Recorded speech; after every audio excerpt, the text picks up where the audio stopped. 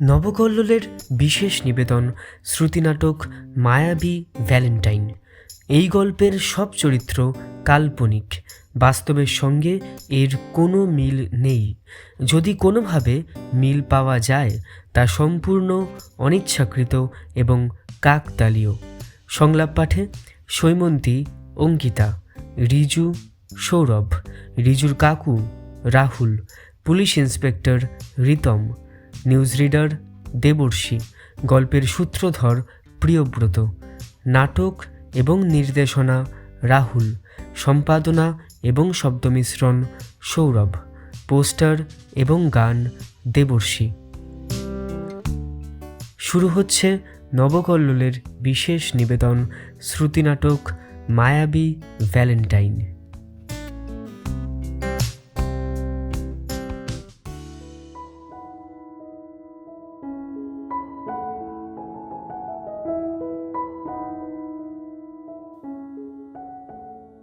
রিজু আজ নৈশভোজ বেশ তাড়াতাড়ি শেষ করে ফেলেছিল। আজ ওর মনটা বড় উদাস। মাঝে মাঝেই এমন হয়, কোনো কিছুই ভালো লাগে না তেমন। এটাও বোধহয় এক ধরনের রোমান্টিসিজম। রিজুর বয়স 26 হলো গতকাল। জীবনে এই সময়টা একটা ভালোবাসা চাই। মুদির দোকানে যদি কিলো দরে পাওয়া যেত তাহলে মন্দ হতো না। দরকার মতো দাম দিয়ে কিনে আনা যেত। তবে তার দাম কত হতো সেটা বলা ভারী শক্ত। হয়তো দেখা যেত সেটাও বড় লোকদের পণ্য বলে বিবেচিত হচ্ছে। এইসব অতীব দার্শনিক চিন্তার মাঝেই হঠাৎ সৈমন্তীর হোয়াটসঅ্যাপ মেসেজ এলো। তোর সাথে একটা জরুরি কথা আছে, এক্ষুনি করিদি চায়ের দোকানের সামনে আয়। মেসেজটা পড়ে রিজু বেশ অবাক হলো। এখন রাত 10:30। এই সময় এমন কি দরকার পড়লো যে ওকে ডাকতে হলো সৈমন্তীর?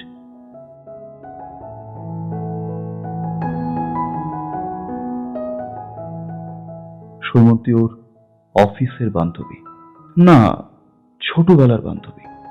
আসলে ব্যাপারটা খুব গোলমেলে।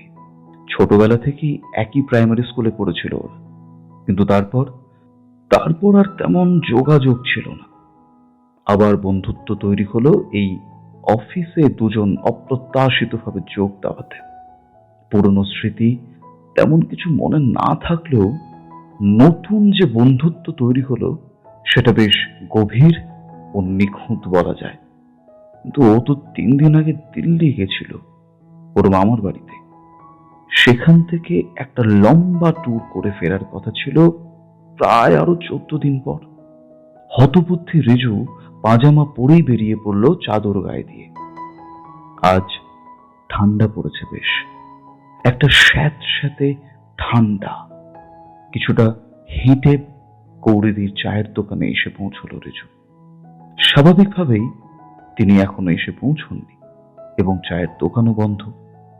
এই শীতে 1 কাপ চা পেলে মন্দ হতো না।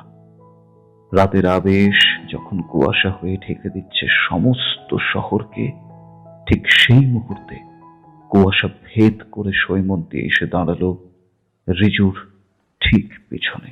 এই যে মশাই, খুব কষ্ট হলো না? আরে কখন এলি? দেখতে পেলাম না তো। আর তুই দিল্লি থেকে দুম করে চলে এলি যে? তোর তো আরো কতদিন পর আসার কথা ছিল। আরে বাবা, এত প্রশ্ন করিস না, আমি আজই ফেরত এসে গেছি। আসলে একটা খুব দরকারি কাজ আছে আজ, তাই মা বাবাকে ওখানে মামার বাড়িতে রেখে চলে এসেছি। ওরা ঘুরবে নিজেদের মতো, আমার এমনিতেও ওখানে খুব একটা ভালো লাগে না। যাক, আমায় তো বলিস নি একবারও যে আসবি আজ। আর কি কাজ আছে রে তোর দরকারি? তোকে আগে থেকে জানালে তো আর সারপ্রাইজটা থাকতো না। আর তাছাড়া দরকারি কাজটা হলো, তোকে একটা জিনিস জানানোর খুব দরকার ছিল আজ। রিজু কিঞ্চিত অবাক হয়ে পড়ল। আসলে এর আগে এরকম করে কেউ ওকে সারপ্রাইজ দেয়নি। আর সৈমন্তী কি বলতে চায়? ও যা ভাবছে সেটাই কি? ও কি কোনো স্বপ্ন দেখছে? বুকের মাঝে এক অদ্ভুত দুরু দুরু ভাব অনুভব করছে ও। এই কি সেই চরম মুহূর্ত? অনেক কষ্টে নিজের অনুভূতি সম্বরণ করে রিজু বলল, দেখ মানে এত রাতে আমায় কি এমন জানাবি? আরে বুঝতে পারছি না, বলে ফেল না চটপট। ভেবেছিলাম হয়তো তোর মুখ থেকে কথাটা শুনবো আগে, কিন্তু তুই এত ভিতর ডিম যে কি আর বলবো। আমার কপালটাই খারাপ। তুই তো জানিস আমায়। জানি বলেই তো তোকে ভালোবেসেছি।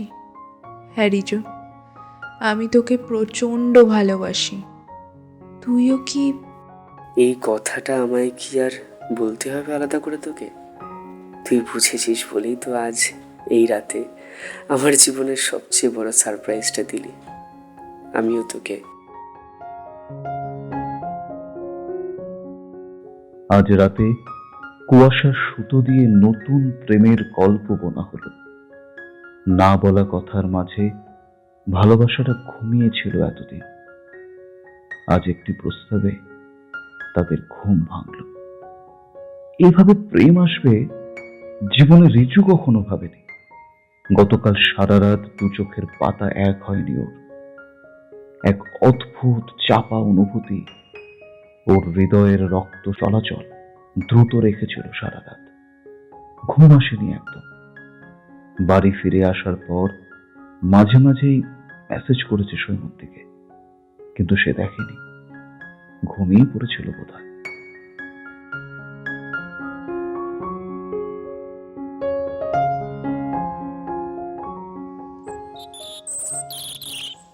আজ রবিবার। সকালে উঠেই কোনো রকমে প্রাতরাশ সেরে বেরিয়ে পড়ল রিজু। আজ পার্ক স্ট্রিট সিমেট্রিতে দেখা করার কথা ওর সঙ্গে। অদ্ভুত লেগেছিল রিজুর, আর কোনো জায়গা পেল না। আমাদের প্রথম ডেটিং সিমেট্রিতে করতে যাব? এই আর কোনো জায়গা পেলি না তুই? ধর। আমার টেস্টটা অন্যরকম, জানিসই তো, ডার্ক চকলেটের মতো। রিজু জানে সৈমন্তী আর 5টা মেয়েদের মতো না। ও এক মিশ্র উন্নত নারী, ছোট থেকেই বইপোকা। মেয়েদের মধ্যেকার যে সহজাত প্রবণতাগুলো থাকে তার থেকে কয়েকশো হাত দূরে থাকতে পছন্দ করে সে। সহজ হৃদয় ও জ্ঞানী মস্তিষ্ক একসঙ্গে পাওয়া বেশ দুর্লভ, কিন্তু সৈমন্তীর মধ্যে এই দুটোরই সংমিশ্রণ উপস্থিত। ওর রূপের কোনো বাহার নেই, আছে জ্ঞানের সমুদ্র। আর সেই জন্যই বারে বারে নতুন করে রিজু আকৃষ্ট হয় ওর প্রতি। এই আকর্ষণ যতটা না শারীরিক, তার থেকেও বেশি মানসিক।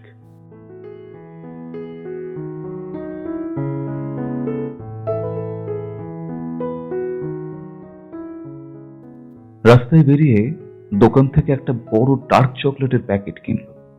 আধ ঘন্টার মধ্যে পার্ক স্ট্রিট সিমেট্রিতে পৌঁছে গেল সে। ঠিক সেই মুহূর্তেই মেসেজ এলো সৈমন্তীর। ভিতরে চলে আয়, সোজা হাঁটতে থাক, আমি আছি ভিতরেই, দেখে নেব তোকে। অল্প অভিমান হলো রিজুর, একটু অপেক্ষা করতে পারলো না বাইরে। যাই হোক, অভিমানের নৌকো প্রথম প্রেমের সমুদ্রের ঢেউয়ে ডুবতে বেশি দেরি হলো না। ঢুকে পড়ল সে সিমেট্রির ভেতরে। দারুণ শান্ত পরিবেশ। রবিবারের সকালে এমনিতেও কলকাতা বেশ শান্ত, তার উপর এই জায়গাটা যেন কলকাতার একদম বাইরে, কলকাতার মধ্যে থেকেও যেন বিচ্ছিন্ন একটা দ্বীপ। সত্যি সৈমন্তীর অদ্ভুত টেস্ট আছে বলতে হবে। প্রেম করার জন্য এরকম পরিবেশই তো প্রয়োজনীয়, উপযুক্তও বলা যায়। নির্বিঘ্নে মনে দুটো কথা বলা যায় এই জায়গাটায়। কিছু দূর হেঁটে সৈমন্তীকে দেখা গেল একটি গাছের পাশের কবরের সামনে দাঁড়িয়ে থাকতে। রিজুকে দেখা মাত্র হেসে উঠল সে। মিষ্টি হাসির জোয়ারে ভেসে গেল রিজুর মন। কাছে পৌঁছে জিন্সের পকেট থেকে ডার্ক চকলেটের প্যাকেটটা বের করলো সে। এই নে তোর প্রিয় ডার্ক চকলেট। বাবা, বেশ ভালো মনে আছে তো দেখছি যে আমার ডার্ক চকলেট পছন্দ। মনে থাকবে না? মনে তো রাখতেই হবে, এখন প্রিয়তমা বলে কথা। ধুস, অত ন্যাকামি করিস না তো। এই, ওই দিকটায় চল, ওখানে বসি। জানিস তো, প্রথমে না তোর উপরে একটু রাগই হচ্ছিল। এত ভালো ভালো জায়গা থাকতে সিমেট্রি ছাড়া জায়গা পেলি না। তারপরে এখানে আসার পর মনে হলো এটা একটা সম্পূর্ণ বিচ্ছিন্ন এলাকা কলকাতা থেকে। একটা একটা অদ্ভুত শান্তি আছে এখানে। জানিস তো, এই জায়গাটা আমার খুব পছন্দের। আসলে নিজের মধ্যে নিজেকে খুঁজে পাই এখানে। ইচ্ছে আছে এখানেই থেকে যাওয়ার এরপর। ঠিক আছে ঠিক আছে, চল আমরা তাহলে বিয়েটা এখানেই সারবো, আর এই যে এখানেই সংসার পাতবো। হ্যাঁ, শুধু সরকার পারমিশন দিলেই হলো। সেই ওইটাই বাকি আছে।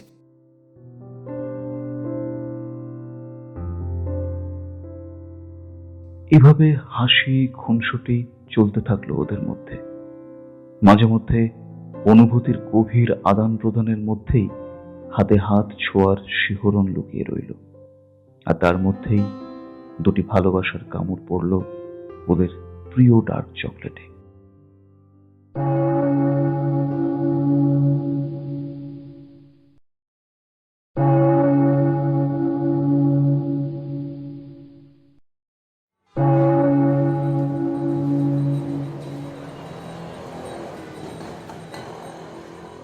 জানিস তো, ছোটোবেলায় আমার দুটো টেডি বিয়ার ছিল, পাপা কিনে দিয়েছিল। একটার নাম দিয়েছিলাম টেমু, আর একটার নাম দিয়েছিলাম ডিমু। আমার খুব প্রিয় ছিল টেডি দুটো। রোজ ওদের সাথে খেলতাম, আদর করতাম, মারামারিও করেছি খুব।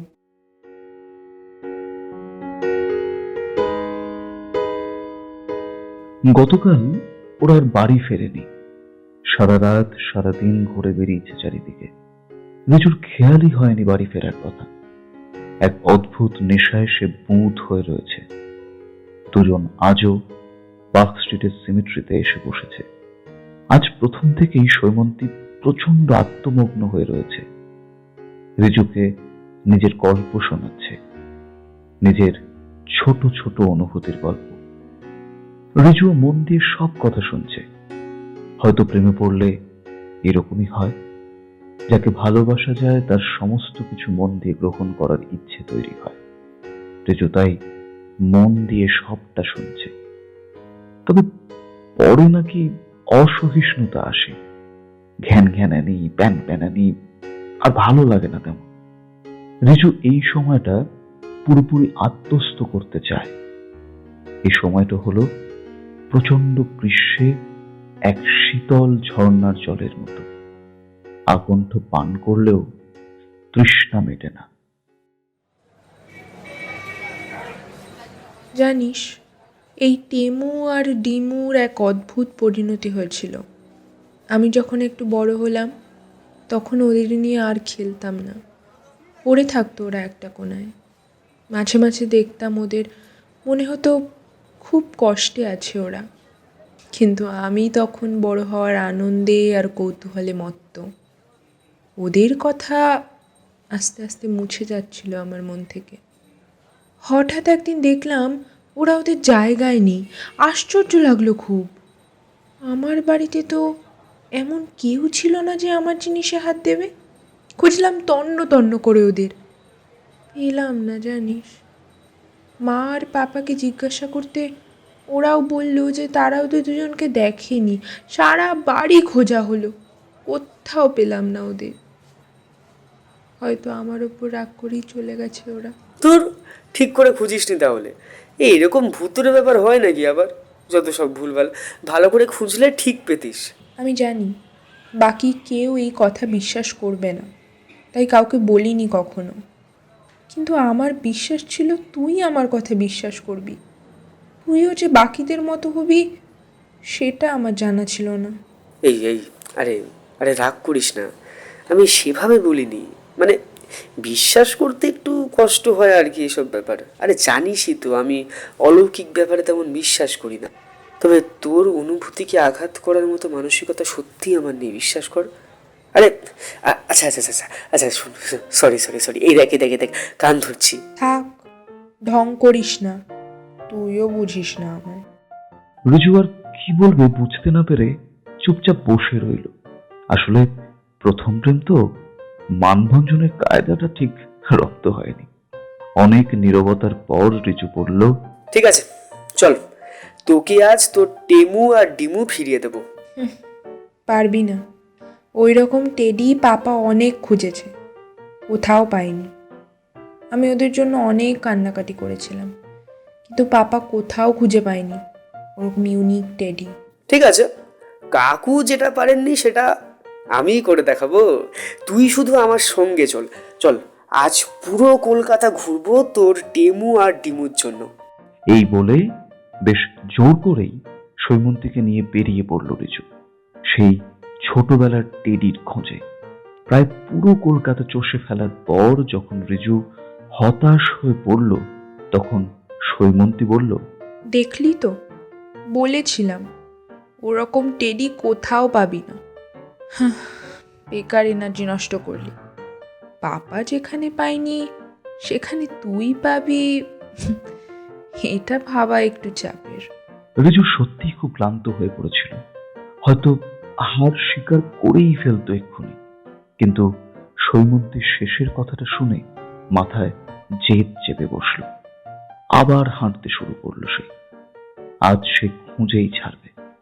হঠাৎ বড়বাজারের একটা গলির মুখে এসে দাঁড়াল। ডান দিকের ফুটপাতে এক ফেরিওয়ালা খেলনা বিক্রি করছে। তার কাছে রয়েছে দুটো টেডি। কি মনে হতে সৈমন্তীকে ওদিকে দেখতে বলল রিজু। আচ্ছা, দেখ তো এটা মিলছে কিনা। সৈমন্তী বেশ অবাক হয়ে গেল। আরে, এ তো একদম এক দেখতে, পুরো টেমু আর টিমুর মতো। আনন্দে উৎফুল্ল হয়ে উঠল সে। রিজুর মুখে তখন বিজয়ীর হাসি। কেন যেন ওর মনে হলো প্রেমের জেদ জিতে গেছে।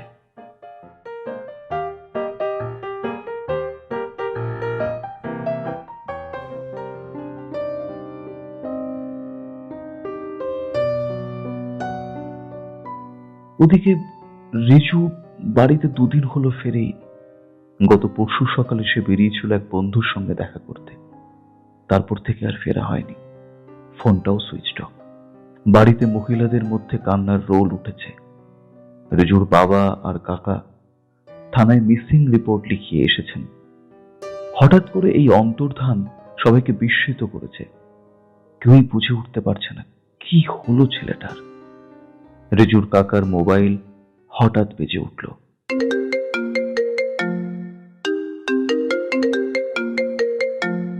হ্যালো, হ্যাঁ আমি থানা থেকে বলছি। হ্যাঁ, আমরা খোঁজ খবর চালিয়েছি, কিন্তু বিশেষ কোনো লাভ হয়নি এখনো।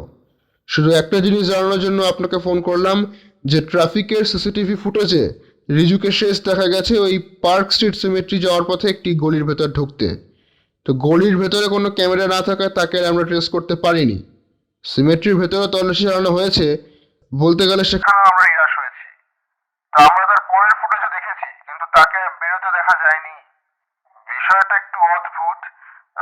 ঠিক আছে, আমরা চেষ্টা করছি, কিছু জানতে পারলে আমরা নিশ্চয়ই আপনাকে জানাবো আবার। আপনার কথা শুনে তো স্যার টেনশন আরও বেড়ে গেল আমার। একটা ছেলে বেমালুম গায়েব হয়ে গেল। আচ্ছা স্যার, ও কি একাই ছিল নাকি সাথে কেউ ছিল? আর ফুটেজে তো একাই দেখা গেছে। দেখুন, কোনো মিথ্যে আশা দিয়ে আমি কিন্তু আপনাকে বলবো না যে আপনি টেনশন করবেন না। তবে আমরা চেষ্টা করছি, কিছু জানতে পারলে আমরা নিশ্চয়ই আপনাকে জানাবো। প্লিজ স্যার, একটু দেখুন ভালো করে। আমি জানি আপনারা ওকে নিশ্চয়ই খুঁজে পাবেন। ও আসলে ওর মা বাবার অবস্থা খুবই খারাপ হয়ে আছে।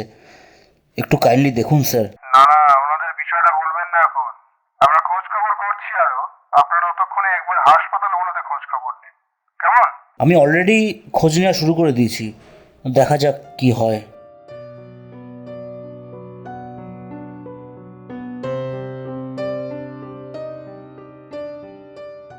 রিজুর পরিবারের সবাই জানেন যে ছেলে অন্য কোনো কারণে নিরুদ্দেশ হবে না, নিশ্চয়ই কোনো অঘটন ঘটেছে। কিন্তু খোঁজ নিয়েও যখন কোনো হদিশ পাওয়া গেল না, তখন তারা অসহায় হয়ে পড়লেন। তাদের একটি মাত্র ছেলে, ছেলের কিছু হলে তাদের জীবিত অবস্থায় মৃত্যু ঘটবে। বাড়িতে খাওয়া দাওয়া বন্ধ হয়ে গেছে। এক চরম শোক সারা বাড়িতে ছেয়ে রয়েছে, যেন গ্রাস করে দিচ্ছে পুরো বাড়িটাকে।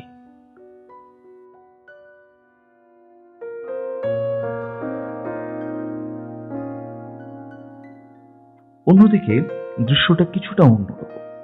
এক নদীর ধারে রিজু ও তার প্রেমিকা সৈমন্তী বসে আছে হাতে হাত রেখে। নদীর নাম অজানা। নদীর জলের রং একটু গোলাপি, আকাশে এখন গোধূলির রং লেগেছে। জায়গাটা ওদের দুজনেরই অচেনা। হাঁটতে হাঁটতে কখন যে এখানে এসে ওরা বসেছে ওরা নিজেরাও টের পায়নি।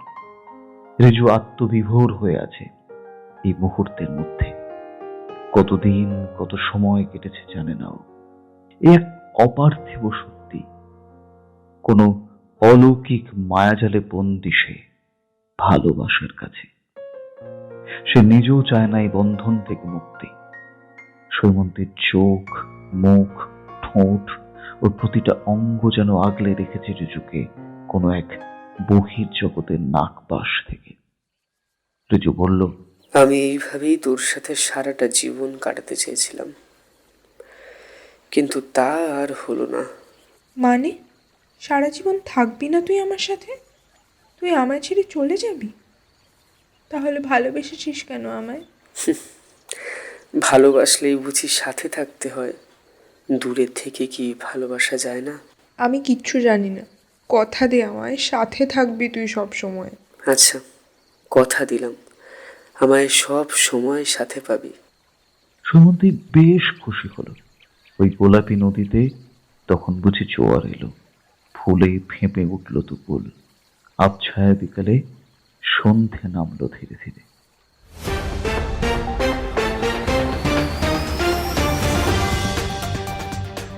দিল্লি থেকে লাদাখ যাওয়ার পথে একটি নির্জন খাদ থেকে আজ একটি দুর্ঘটনা কবলিত গাড়ি উদ্ধার করে সেনাবাহিনী। কবে কিভাবে এই গাড়ি ওই খাদে পড়েছে তার খোঁজ এখনো পাওয়া যায়নি। সূত্রের খবর অনুযায়ী ওই গাড়িতে ড্রাইভার সহ 6 জনের দেহ উদ্ধার করা হয়েছে। 6 জনই বাঙালি, এর মধ্যে 2টি মহিলা এবং 4 জন পুরুষ। দেহগুলি ময়না তদন্তে পাঠানো হয়েছে। কারোর পরিচয় এখনো জানা যায়নি। দিল্লির নির্বাচনে বিপুল ভোটে জয়ী হলেন। খবর দেখছিলেন রিজুর কাকা। মন মেজাজ বিশেষ ভালো নেই। ছেলেটাকে 4 দিন ধরে খুঁজেই পাওয়া যাচ্ছে না। তার মধ্যে এইসব খবর দেখলে আরো শরীর খারাপ হচ্ছে ওনার। ভাগ্য ভালো রিজুর মা বাবা এই মুহূর্তে এখানে নেই। এমনিতেই প্রচন্ড কান্নাকাটি করেছেন ওনারা। তারপর এসব খবর দেখলে আরই হয়তো ভেঙে পড়তেন। টিভি বন্ধ করে ঘুমোতে গেলেন কাকা। কাল আবার নতুন করে সন্ধানে বেরোতে হবে রিজু। জন্ম, মৃত্যু আর ভালোবাসা, এই 3টি বিষয় নাকি মানুষের হাতে নেই, এটাই শুনে এসেছিল রিজু এতদিন। কিন্তু আজ তার মনে হচ্ছে এই 3টি বিষয়তে সে জয়লাভ করেছে, বিশেষত ভালোবাসা। ওরা কতদিন ধরে একসঙ্গে আছে সেটা দুজনেই ভুলে গেছে। এখন কোনো এক গ্রামের কাঁচা পাকা পথ দিয়ে হেঁটে চলেছে ওরা। আজ সৈমন্তীকে অনেকটা অন্য রকম লাগছে। একটা লালচে আভা ওর গালে নরম পেয়ে চুইয়ে পড়ছে বুকের মাঝে। এলো চুলে বাতাসের দমকা হাওয়া আসছে বিশ্রাম নিতে। অনেকটা হেঁটে সৈমন্তী বলল, চল ওই গাছটার নিচে বসি একটু, অনেকটা হাঁটলাম। ওরা দুজনে গিয়ে একটি গাছের নিচে বসল। রাত ধীরে ধীরে গভীর হচ্ছে। রিজু বলল, রাত তো অনেক হলো, চল কোথাও একটা থাকার ব্যবস্থা করতে হবে তো। এরকম একটা জায়গায় থাকা নিরাপদ নয়। হ্যাঁ, পাশেই কিছু একটা পেয়ে যাব থাকার মতো। এখন একটু বসি, দাঁড়া। ঝিঝি পোকার ডাক এবং পূর্ণিমার জ্যোৎস্না তখন চারিপাশকে বেশ মায়াবী করে তুলেছে। এই মায়াবী রাত রোমান্সের চরম সুখ জাগিয়ে তোলে ওদের দুজনের মধ্যে। দৃষ্টি বিনিময় হয় দুজনের মাঝে প্রায় অনেকটা সময় ধরে। তারপর মহাজাগতিক মিলনের মতো আলিঙ্গনে নিবদ্ধ হলো 2টি শরীর, 2টি মন। গভীর বিশ্বাসে উষ্ণ নিঃশ্বাস পড়ছে দুজনের কাঁধে। এই তো চরম সুখ, চরম জয়, ভালোবাসার জয়। জন্ম মৃত্যু মুহূর্তে মিলেমিশে একাকার আজ এই আলিঙ্গনের মাঝে।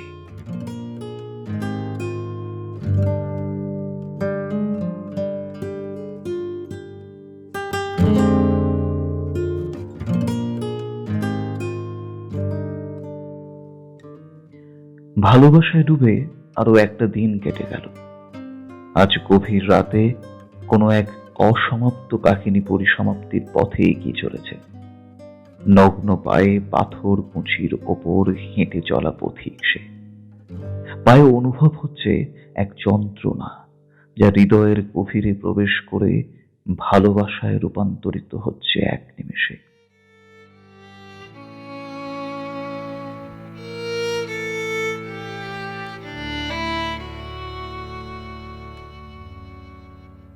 রিজুর শরীর আজ হালকা লাগছে খুব। সমুদ্র তল থেকে অনেকটা উপরে আজ তারা এক পাহাড়ের কোলে। সৈমন্তী আজ বোধহয় অল্প ক্লান্ত। ওর চোখ মুখের উদ্দীপনায় ক্লান্তিকে ঢাকতে পারেনি। মাঝে মাঝে সে অবাক হচ্ছে খুব, এইভাবে এত দূরে সে এলো কিভাবে? পরিবার ও বন্ধুদের কেউ জানে না তারা কোথায়। যে মোবাইল দুটো তাদের দুজনের খুব প্রিয়, তারাও যেন কোথায় পালিয়ে গেছে একে অপরকে ভালোবেসে। আজ ফেসবুক নেই, হোয়াটসঅ্যাপ নেই, নেই কোনো অহেতুক বাক্যালাপ। আছে শুধু তীব্রতা, ভালোবাসা, অমোঘ এই আকর্ষণ। দুজনে কেউ কারোর থেকে দূরে সরে যেতে পারছে না। অনেক ঘন্টা পেরিয়ে গেছে, ওদের মধ্যে আর কোনো কথা হয়নি। তাও মনে হয় অনেক কথা হয়ে গিয়েছে বিনা বাক্যালাপে। এই অনুভূতি সবার বোঝার সাধ্য নেই। আজ প্রতিটা কথা যেন দুই মনের মধ্যেকার এক অজানা গোপন সুড়ঙ্গের পথ খুলে দিয়েছে। চলাচল করছে আবেগ। ভোর হয়ে আসছে এবার। পাহাড়ের গায়ে এক নিবিড় জঙ্গলের এক দেবদারু গাছে ঠেস দিয়ে ওরা বসে আছে দুজন। হঠাৎ রিজু বলল, সময় হয়ে এসেছে সৈম, এবার আমার যাওয়ার সময় হয়ে এসেছে। যাবে মানে? কোথায় যাবে? কি বলছো এসব? আমার আর ক্ষমতা নেই তোমার সাথে থাকার। প্রকৃতির নিয়ম ভেঙে আমি তোমার সাথে এই কদিন কাটালাম। এর পরিণতি কি হবে আমি জানি না, তবে এই ভালোবাসার জন্য হয়তো সমস্ত শাস্তি মেনে নিতে পারি। কি বলছো এসব? তোমার কি মাথা খারাপ হয়ে গেছে? তুমি আমায় ছেড়ে কোথাও যাবে না। ইচ্ছে থাকলেও উপায় যে নেই সৈম। শুধু তোমার সঙ্গ ও ভালোবাসা পাওয়ার জন্য এই কদিন ছিলাম এখানে, কিন্তু আমি তোমায় কষ্ট দিতে চাই না ভবিষ্যতে। আমি চলে যাবার পর তুমি ভুলে যাবে আমাকে, নতুন করে জীবন শুরু করবে। এই কথাগুলোর মধ্যে এক অদ্ভুত বেদনা লুকিয়েছিল, যা সেই গোপন সুড়ঙ্গ পথে সৈমন্তীর অন্তরে প্রবেশ করল। ওর চোখের কোলে নোনা জলের রং পরিবর্তিত হতে থাকলো। ভেজা চোখে তাকিয়ে রইল রিজুর দিকে। ধীরে ধীরে রিজুর ঠোঁট এসে স্পর্শ করল সৈমন্তীর কপাল। ভালোবাসার চুম্বন ধীরে ধীরে পরিবর্তিত হলো বিরহে। বাতাসে তখন নীরবতা। সৈমন্তীর কানের সামনে রিজু মুখ নিয়ে ফিসফিস করে বলল, তুমি এখানে সোলো ট্রিপ করতে এসেছিলে, আবার কলকাতা ফিরে যাবে তুমি। তুমি রিজুকে ভালোবাসোনি কখনো। রিজু শুধুমাত্র তোমার ভালো বন্ধু হয়। শেষের কথাগুলো ধীরে ধীরে দূরে মিলিয়ে যেতে থাকলো। দিগন্তে তখন সূর্যের প্রথম কিরণ স্পর্শ করল সৈমন্তীর কপাল, যেখানে এই একটু আগে রিজুর ঠোঁট ছিল। এখন আর কেউ নেই। বিদায় নিয়েছে রিজু ও তার ভালোবাসা। পাহাড়ের কোলে তখন দাঁড়িয়ে একাকী প্রিয়তমা।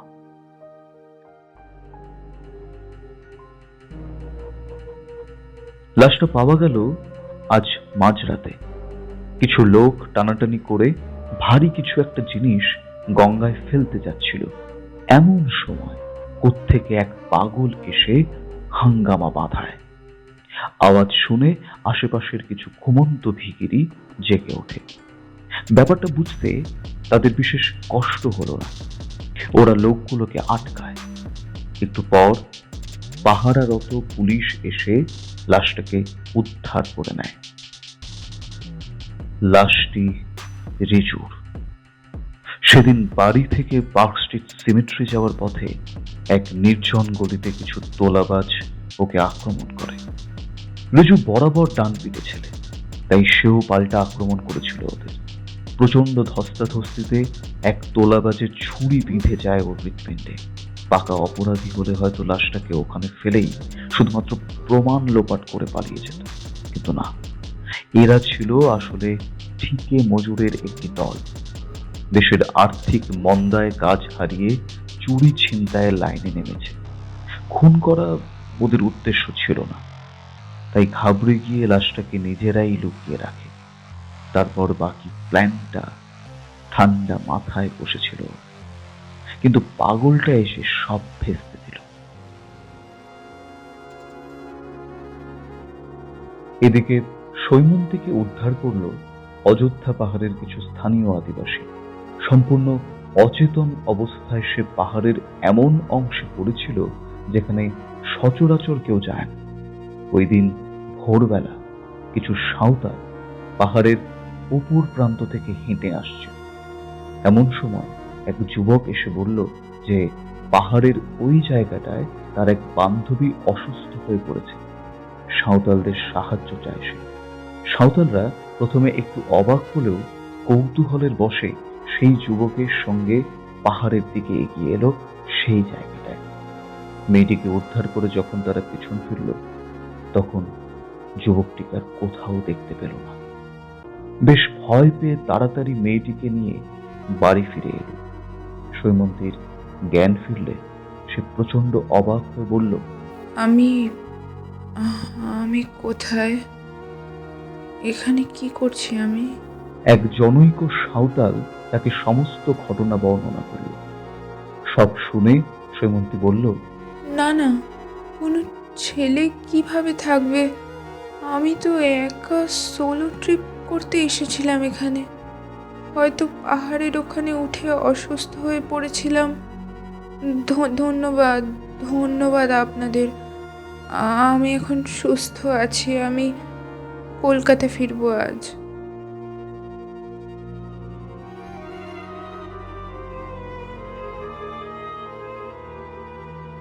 জীবনের স্রোত কখনো থেমে থাকে না, আর যেখানে ভালোবাসা থাকে সেখানে সেই স্রোত আরো তরঙ্গায়িত হয়। আজ 10 বছর কেটে গেছে, রিজু নেই পৃথিবীতে। সৈমন্তীর খুব মনে পড়ে মাঝে মাঝে। কলকাতা ফিরে খুব কষ্ট হচ্ছিল ওর। প্রথম যখন শুনলো ছেলেটা নেই, তখন ওর বুকটা ফেটে গেছিল। খাওয়া নেই, ঘুম নেই, কিন্তু এতটা কষ্ট তো হওয়ার কথা ছিল না। আর 5টা বন্ধুর মতোই তো ছিল, কিন্তু কেন যেন মনে হচ্ছিল খুব কাছের একজন মানুষ চলে গেছে।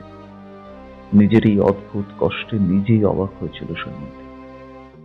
আরেকটা প্রশ্ন মাঝে মধ্যেই ওর মনে ফিরে ফিরে আসে, পুরুলিয়ার সাঁওতালদের বলা ওই ছেলেটা কে ছিল?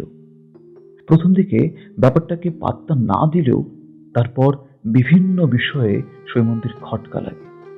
ওর শুধু এইটুকুই মনে আছে যে ও সোলো ট্রিপে গেছিল, কিন্তু সেখানে তারপর কি হয়েছিল এবং কিভাবে অজ্ঞান হয়ে পড়লো সেসব কিছুই আর ওর মনে নেই।